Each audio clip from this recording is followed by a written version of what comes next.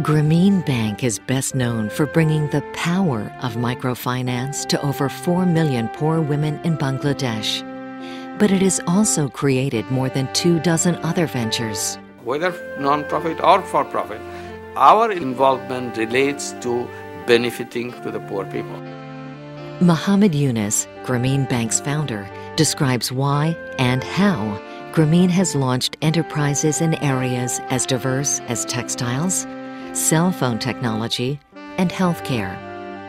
He shares the valuable lessons he has learned in finding new ways to give Grameen's members even greater access to opportunity and power. We need a very different structure, different framework, different reference points. We would be judged by our own achievements. Dr. Yunus sees a global need for a new kind of capitalism, one that puts people in need first. He demonstrates how economic viability can magnify the impact of social ventures. And he describes the support systems needed to allow this new model of capitalism to reach its vast potential.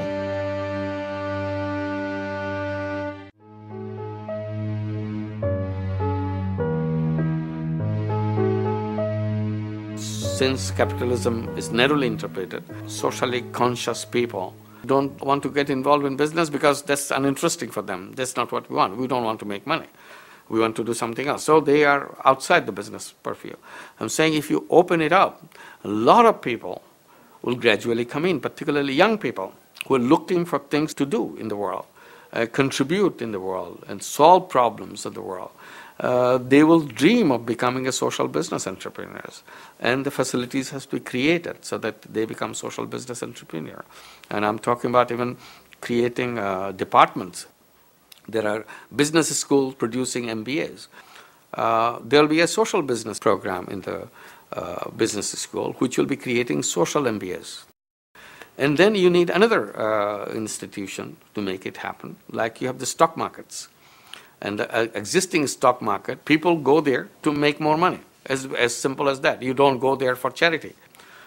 So if I want to do good to people in a business way, I have nowhere to go.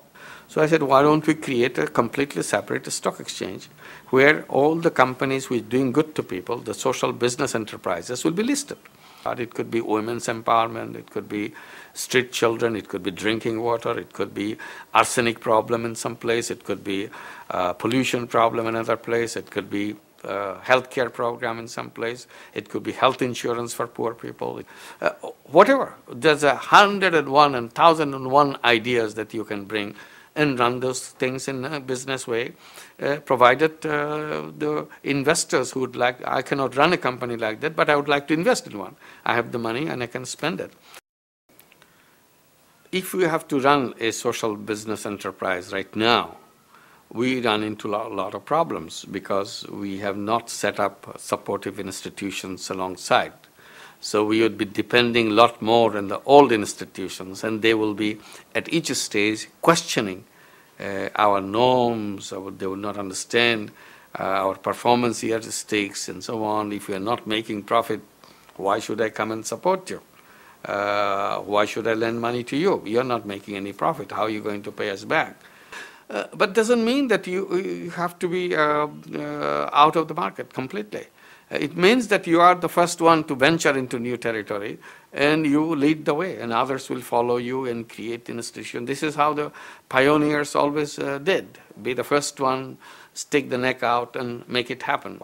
Luckily, already if you look around the world, there are many, more than we can think, are social business entrepreneurs. So there'll be initial problems, but if it sticks, if it grows, you can create your own world.